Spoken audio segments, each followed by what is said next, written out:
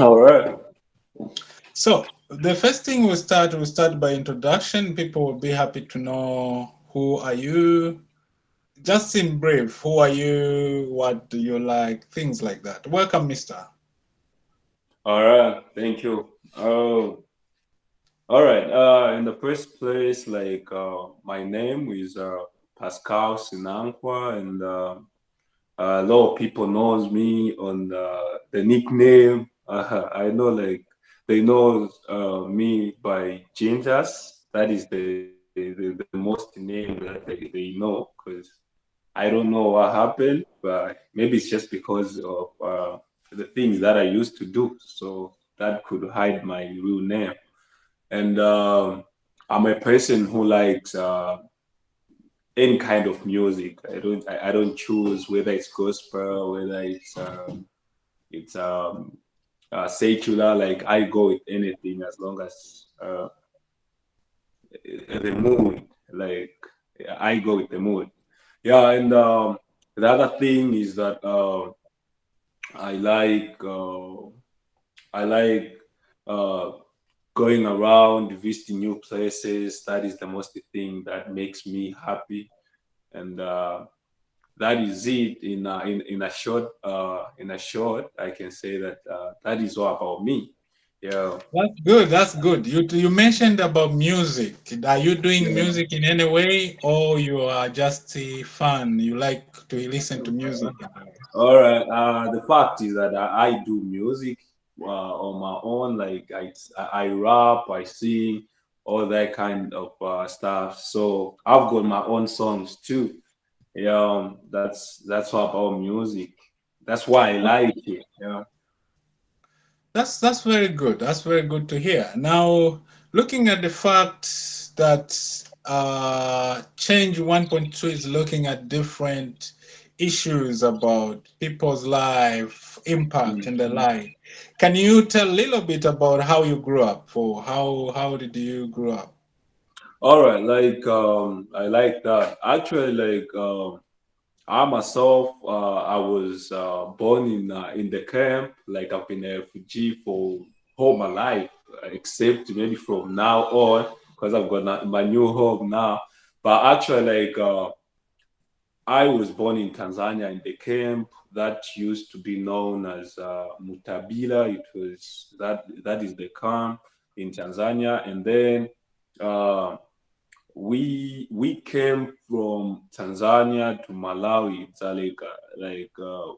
when I was 4, at the age of 4, I started my preschool in the camp, and like for the whole life, like I can say that I've stayed there for about 20 years, and I started school. I started preschool, my primary, secondary, all those things. I did them right there, and I would just touch on other things because I can explain like the whole stuff, but I would just touch on other things that I've passed it through, and Definitely, definitely. like yeah, what I would like to touch, it will be like, as we can all agree that the people that have lived there, they will know like the kind of life how it was when you are in the camp. When you come in the camp, you don't know anyone, and you grew in the camp with the kind of poverty that is within the camp, and the fact that we are refugees. Uh, I met a lot of challenges, and I think my story would help others, like because some challenges are very difficult to handle when you don't have a lot of people who surround you, who boost you. So Definitely, definitely. So let's start yeah, from there now. You said yeah. let's start from there where you tell your own story on the way you want people to understand it. Mhm. What should you think are the key challenges that you think they were very, very challenging? You faced them, but the and the what the lesson you learned through the journey just choose the way you are going to start. It's up to you, wherever you start. Yeah. Mhm.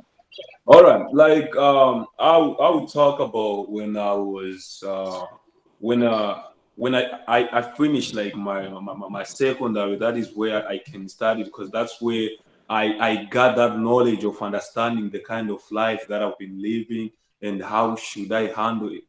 I remember like it was 2017. That's when like I wrote my exams, MSCE, and by that time I remember like I was outside the camp because I had the chance of going to the boarding where I was doing my MSCE and I because like I had a hope like when I come up with the good credits, good points at school, like I'm going like to apply for USC and I should be in Canada.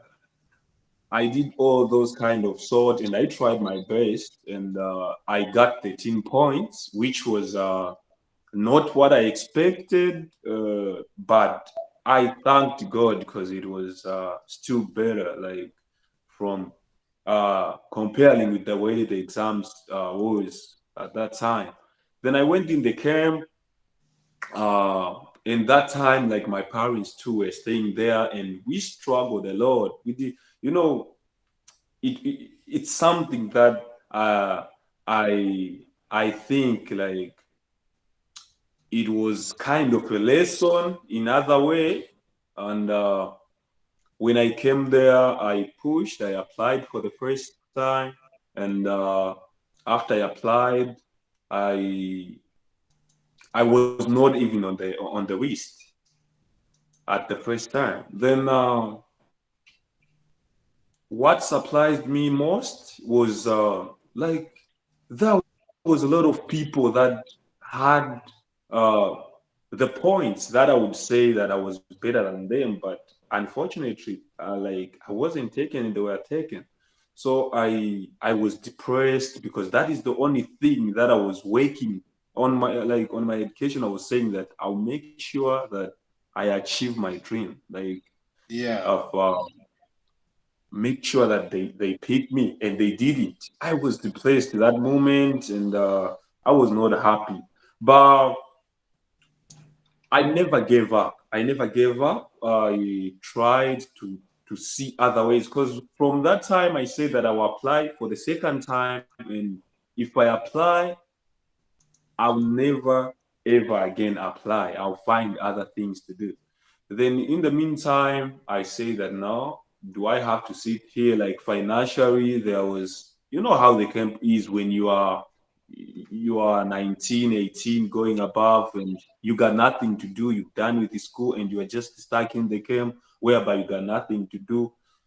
And I used to apply like to the different kind of schools. I because that is the only option that I meant with like I should apply to different kind of schools so that maybe I should have even 15,000 kwacha at that time, whereby I can be using just to be like a guy who is growing up, And who wish. one moment. In Mhm, context, mhm. 15,000 as a salary is how much in dollar? Like if we put in dollar, I think it's something like $13. If $13. And that is for a month or an for, hour? for a month, because that's it's very All right. funny like but Uh-huh. that's how it is. And I pushed like at that moment I applied because I made a decision of saying that no, I have to apply all the kind of schools, all the kind of jobs that I could see, I could do it. And I remember before like going further with this story, I remember like in 2017, I applied for the course at JWL. I mean at GRS that time it was at him. I saw the post that was this other course and known as Maisha Youth Awaken. I mean Maisha Youth. It's Maisha. I think it's Maisha, just Maisha course, which means life skills. And then I just applied it, and fortunately, I was taken because I really wanted to be occupied, not just be roaming around in the camp. And I remember that time there was this other lady who was our facilitator. It was Miss Wongan, and when I came into class, I made friends. We did it, and it's something that I thank God that I was in the class because it helped me like to have that kind of, because what people don't understand, you can be intelligent at secondary level, but there are other things that we don't know unless we pursue higher education. Higher education is something which is very different from secondary. This is why I always say that if you haven't had that opportunity of doing something different from secondary, because secondary we do things that are in the book, like we focus much in the book. But when I get into this course, I realized that there are other skills that are there in order to boost you to continue where you're going or make it better. So when I got into this course, it was a 3 months course, and I went there. After there, we came up with an idea when we wanted to finish the course. I came up with the idea actually. I went to Miss Wangana and I said, this class, we're about to leave each other. Some they'll be going back in there, like in towns, or other will be going somewhere. So what if we come up with something that this cohort of ours, because it was a second cohort, if I'm not wrong, and it should be something that we'll be remembering for the rest of our lives. Then Miss Wongani, I thank her that she understood like exactly what I was talking about, and she asked me what should we do. Then I suggested that we can do music. We can take the theme of HIV and AIDS because that is the most thing that were affecting youth at that time. Because I remember that when I went at the hospital this other time, I saw where they posted that the most people who are affected are youth, and the camp like is full of people with who have got this kind of infection. Then I mean the virus. I mean, so I say that if the theme could be HIV, we can compose because I sing, I can compose a song, and at the same time, we can make like Raise kind of, awareness. yeah, that's how it was. So she accepted it, and we settled down as the class. We wrote a project, and the project, I remember that time they gave us something like 500 US dollar. I don't know exactly the person, but what I heard, it was UNCR who funded the project. So we had a chance of doing an event, and that event took place in community hall in the camp, where we celebrated. And from that moment, after I done with the course, it motivated me with the skill, with the things that I got from the course, and with the life that I was going through. I decided to come up with a project, to write a project like my own project, but it should be under the course because we even started we named the event like Maisha Youth Awakening.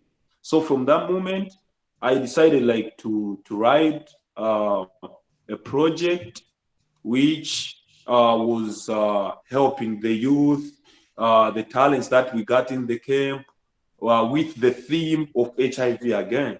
And I remember that time I was in the group. We were almost 20 people who were doing this, but they left me alone. They was like, man, we can go with these things. I was discouraged because at that moment I was like, why are these people not understanding the thing that I'm coming up? But yes, I wouldn't lie. Like I met a lot of challenges whereby people could not believe in what I was doing, and I was discouraged. But since I was passionate with it, I continued and I applied it. And fortunately, I remember that time we are funded 3,000 US dollar by UNCR at that time. And because I was in charge, I started seeing things changing. Because at that moment, I remember it was in 2018 when these things happened. And, you know, what I learned from it most was that you can have an idea, but a very great idea. But if you are not passionate or if you are not like knowing where you're heading, because all I came to understand was you can never do anything in life when you just think of being supported by other people, because the people that you trust most, they are the people that will never understand you because they are close to you, they are getting used on you, they can never ever achieve. And I That's went good. ahead. Let me Yeah, cut you a little bit. I love the part you said that people that you trust sometimes they can never understand your dream. yeah. Now that's bring another question. What are the Hmm. challenges that have you faced which you think this were not supposed to be challenge because I have people around me, but they became a challenge in your journey of life to where you are today? All right, like in the project, it was when I was writing it, I included them that we meet, because I showed in the project because I was supposed like to have almost like 20 people as a group where we could sit down somewhere and discuss some ideas. And uh, there is other the, it was like I trusted them and I included them, their names or whatever things into the project whereby we meet somewhere, which was what we were doing at first. And at the same time, we are the same people that created the group that of saying we should be educating the primary students at Muscat, where the one of the class, I mean, one of the schools in the camp. It was we were going there and do part-time. We could teach about life skills. I remember that time I was reading the team, and these guys, I was trusting them that they can never let me down because I knew 100% that I had these people that are my people and they can let me down. And the moment the time that why do I say that the challenges where there are challenges is that they stopped. We had almost like 180 students that were helping after the classes. And there was a time that now almost like half of them, they quit. They say that, nah, no, I can be doing this when I don't see any benefit. I'm not getting paid. And the people that went were the most people that were close to me, the people that I believed in, who were encouraging. So that is where now the challenges came. Like, how come like the people that I trust, that the people who have gone, who have given up like in the first place? How about others that I don't trust? You see? And the most interesting part is the people that I did not count on this project are the people that went on until to where we start seeing things progressive. You know, that's why I came to the point of saying that the most people that we trust are the most people that don't that doubts our ideas. Now, Definitely. yeah, Hmm. So then let's jump to another challenge. Another challenge yeah. that you remember that this was a very little challenge, but I solved it in this way and this way because we Mhm. are trying to make sure that another young person who is in the refugee camp or who is wherever they can Yeah. learn from you and use the skills that you managed to use. All right. Like at that moment, because the head teacher at the school, I mean, in the first place, like we didn't have chalks, we didn't, and I remember this other time they even stopped us. Like we should not be doing classes at the school because they could the guards, the security guards could complain like we are giving them job, like extra job, because like when they know the classes are done, they expect everyone to be outside the campus where they, yeah. So it was, and that was the first challenge, and the second challenge was the materials that we could use to teach. Because to me, I was taking it as something that I was practicing, part of practicing how I should teach, how I should share my idea, and how should I should improve myself into teaching skills. So it was something that I was seeing as important, and I believed that it would. So at that moment, I tried to talk to the head teacher, and the head teacher, I talked to him and I presented my ideas, and the thank God he was very interested. He really encouraged me, but he said that about chalks, there are things that he cannot help because they are calculated. When they are bringing for school, they know that they will be finished at this kind of period. So if he can take things and give me, it can be a problem. But he encouraged me that you should not stop, keep doing. I remember that I even used my own money, like the video that I had, I invested into it, despite that I had no work. But you know, sometimes you gotta have to try. I used to tell different kind of people, and they helped me. I remember I went to the GRS. I met this woman who I consider as my hero. Like I'll never forget her. Like Miss Ongan, I talked to her, and I remember she offered me almost like 3 boxes of chalk, saying that this is my own money and I'm giving you because I've seen something in you. Then I was very happy, and I believed that things are starting working. So I went there until I met is it Vava. She introduced me. She introduced me. She told me that I should meet this woman known as, I don't know whether it's Vava. I don't know the white lady. And then I went. I met her.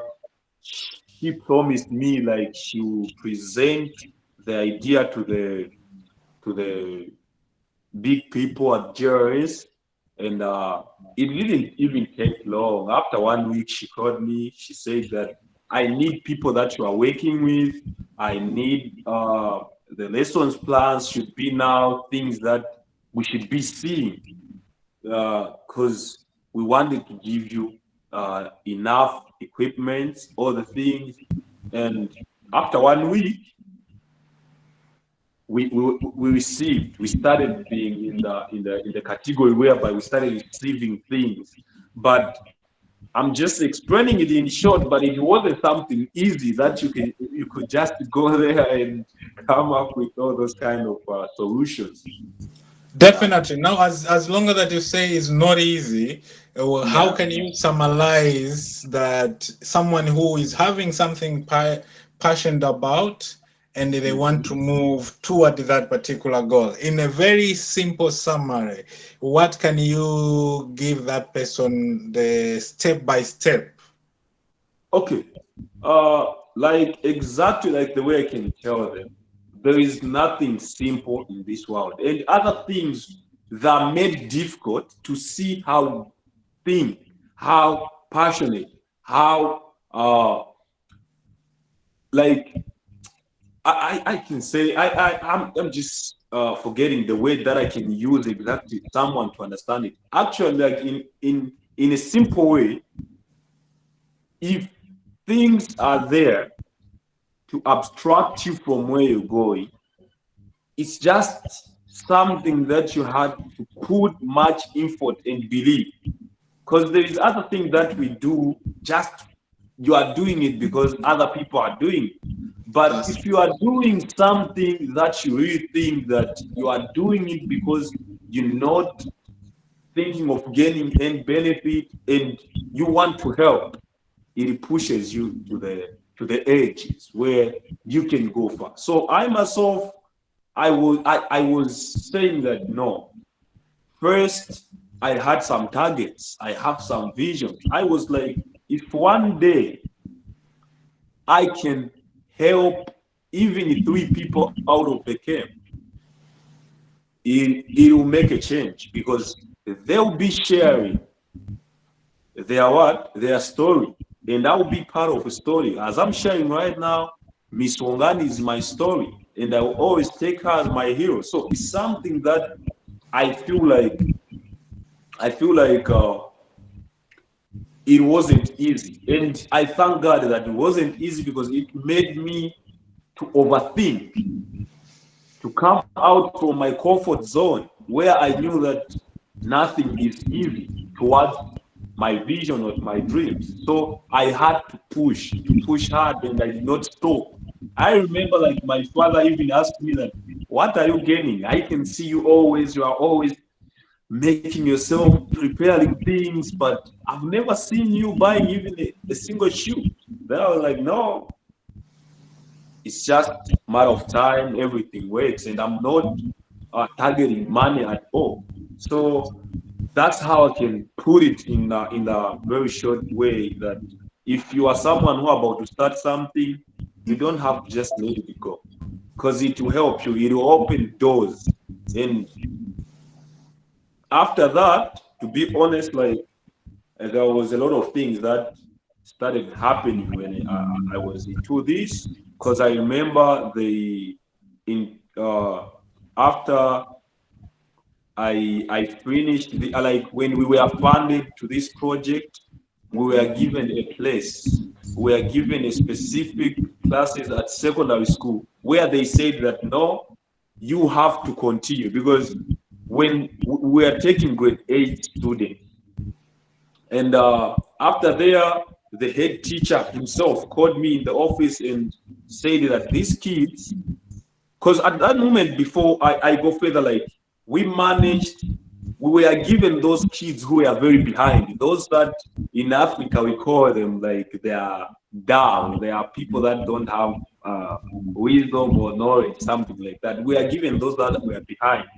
So I learned another thing on this that most kids they fail because there are many in class. When the kids are many in class, because you can find that in the G camp, you find almost like 100, 89, 90 students in one class with one teacher teaching it. It's very difficult like to understand. That's why you see that a lot of people, a lot of kids, they drop out because you can just manage to do all these kids. So we came with our system where we could only have 30 kids in each class. And after there, they passed. Almost like we had almost like 120 something kids that were given.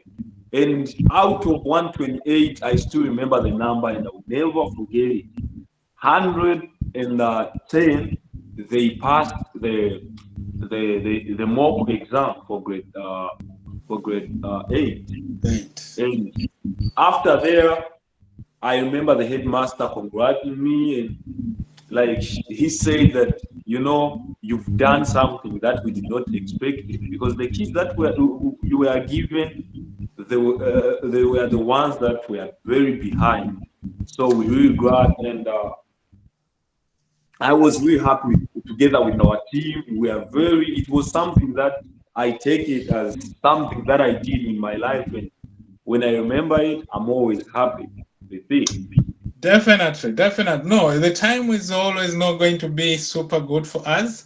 But if you could say, if you could advise someone, what could be your advice? If you Yeah, you could and get a chance to advise, let's say, a young a young person who is maybe below your age or the same age, but they are in a different situation, they are in Yeah, yeah. challenges, what could be a very easy but thoughtful advice to that particular individual? All right. As I've already said that I grew up in the camp, like like my whole life. I grew up there. Like I know the kind of challenges that my fellow youth meet.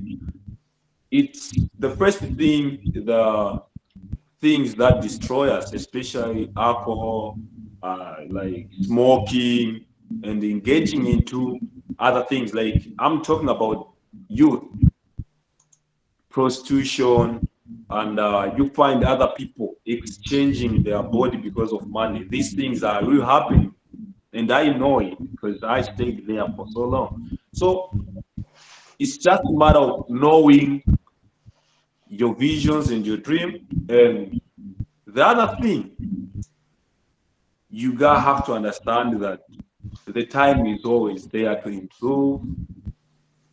It's just a matter of time and patience. And the last thing that I'll talk about is uh is people that surround you. In the camp, there is any kind of groups. If you engage into bad group, into bad campaigns, like nothing will be like you again. In other ways, so you gotta have to make sure that you choose people that would be encouraging, that are well disciplined. Those are the things that will help you because I know how difficult it is because I've been in the difficulties, but I managed not to do it. So there is no any excuse that you would say that no, I can't manage. I would be smoking because of resisting the stress. All those things I don't take it. That is not an excuse because if you believe in what you do, you can be the person that you deserve to be. Thank you. That's yeah. Thank you very much. I'm sure we are going to do another one for music because I know you said you do music. But for Yeah. this part of the change 1.2, I think you have touched a very key thing. One, you said people should have the passion, they should be passionate about something, and which is very key. And I really agree with that because if you are not passionate about anything, what can happen? As you said, the people you think you trust, they will like. They won't understand your ideas. They are the people that doubt you. Yeah. Definitely. And yeah, those are the key things that I want or everyone who is following us also, who is learning from you, to take those at the takeaways that remember, build a passion around something, but also he said there's no excuse because he was living a very hardest life, but he managed to help as many people as possible, even seeing. I think that percentage of the number you said, it's Mhm. almost it's almost 90% passless, Yeah, exactly, exactly. which is amazing, and this is happening because somebody choose to help than being a victim. And this is Yeah. the spirit we're encouraging here. Let's choose to help than being a victim. Let's push forward. The last word before we cross. All right. I love Zaleka and I'll always take it as my home because that's where my life began and all the opportunities that I've managed to accomplish, everything that I've managed to make, they are coming from Zaleka. So I call it Zaleka and love it. And everyone who's staying there, as long as you are passionate, everything can be possible. God is always there. That's all I can say. Thank you very much. Dear viewer, remember to subscribe, remember to share, comment, and leave your review on this. But also, we are going to share the channel, the Facebook of Mr. Uh, Gentus. That's the known common name. Yeah, yeah, We're yeah, going yeah. to I know. we're going to share his other social media so that you can reach out. being able to talk to him and learn from him. But All to right. this point, we are reaching to the end. Thank you very much for taking your time. We really Thank you. appreciate. You're welcome. And let's have another conversation on music soon. All right. But are you I'll be still waiting doing for any that. music? Are you doing music now? Yeah, I'm still doing it, and that is the worst thing that I will do when I get in Yandapolis. I'm going there just to sing. You know. All right. I will reach out and we'll discuss more about that. All right. Thank you.